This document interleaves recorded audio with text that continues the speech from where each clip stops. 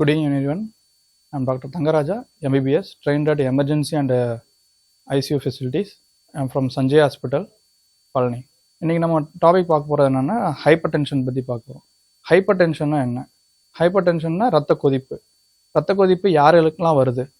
யூஸ்வலாக வந்து ஏஜ் அதிகமான இருக்கவங்களுக்கு, இல்லை ஒபீஸாக இருக்கவங்களுக்கு, sedentary life styles like smoking, alcohol high intake, high cholesterol foods எடுக்கிறவங்களுக்கு, அண்ட் தென் வந்து இரகுலர் ஸ்லீப் ஆல்சோ, இந்த ஒர்க் லோடு அதிகமாக இருக்குது, சரியாக ப்ராப்பரான ஸ்லீப் இல்லாமல் இருக்கிறவங்களுக்குலாம் வருது. இப்போ ஹைப்பர் டென்ஷன் வந்து எப்படி வந்து ஹைப்பர் டென்ஷன் இருக்குதுன்னு நம்ம பார்க்க போகிறோம்னா, இட்ஸ் ஏ சைலண்ட் கில்லர். எப்படியுமே தெரியாது. நம்ம வந்து இயர்லி ஆகட்டும், இல்லை 6 months ஒன்ஸு, இந்த ஏஜ் அதிகமாகும்போது மந்த்லியாக வந்து ஒரு பிளட் ப்ரெஷர் வந்து பார்க்கணும். அது வந்து ஒன்லி பை ரெக்கார்டிங்கில் தான் மட்டும்தான் வந்து கண்டுபிடிக்க முடியும்.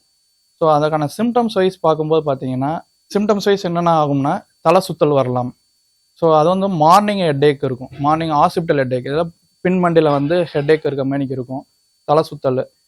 இந்த மட்டும்தான் வந்து ஹைப்பர் டென்ஷனுக்கு யூஸ்வலாக வந்து அந்த சிம்டம்ஸ் வைஸ் வராது. இதனால் வந்து என்னென்னலாம் ஆகும்னா, லைக் வந்து மூளையில் வந்து ரத்த கசிவு ஆகலாம், இல்லை ரத்த அடைப்பு, ஸ்ட்ரோக்குன்னு சொல்லுவாங்க. அதே வந்து ஹெமரேஜ்ன்றது வந்து செரிப்ரல் ஹெமரேஜ் ஆகும். அதர்வைஸ் வந்து பார்த்திங்கன்னா ஹைப்பர் டென்ஷனால் வந்து கார்டியாக் லோடு வந்து அதிகமாகும். அதனால் என்ன ஆகும்னா லெஃப்ட் வென்ட்ரிக்கில் வந்து ஹைப்பர்ட்ரோபின்றது நடக்கும். இதோட ப்ரெஷர் வைஸ் வந்து கிட்னிலையும் பாதிப்புகள் வரும். அது வந்து என்னென்னா ரீனல் ஆர்டரி ஸ்டெனோசிஸ்னு சொல்லுவாங்க. ஸோ இதை வந்து எப்படி நம்ம மேனேஜ் பண்ணலாம்? ஃபஸ்ட்டு வந்து avoid sedentary life style. So ஓவராக ஸ்ட்ரெஸ் இந்த மாதிரிலாம் எதுவும் இருக்கக்கூடாது. ரெகுலராக வந்து ஃபிசிக்கல் ஆக்டிவிட்டீஸ் இருக்கணும். மூணாவது, இப்போ ஒபீஸாக இருக்காங்கன்னா வெயிட்டை குறைக்கணும். ஸோ ஹை கொலஸ்ட்ரால் ஃபுட் இன்டேக்கை வந்து நம்ம கம்மி பண்ணணும்.